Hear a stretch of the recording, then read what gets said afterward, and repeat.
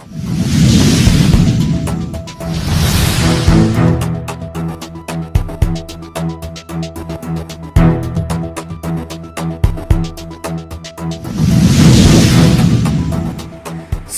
महापालिकेचा मोठा पर्यावरणीय निर्णय, प्रत्येक सोमवार नो व्हेकल डे।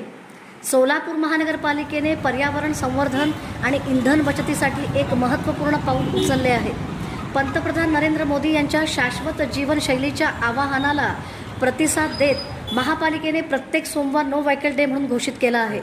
वाढते वायू प्रदूषण, जागतिक तापमान वाढ आणि इंधन बचतीची गरज लक्षात घेऊन हा उपक्रम राबविण्यात येत आहे।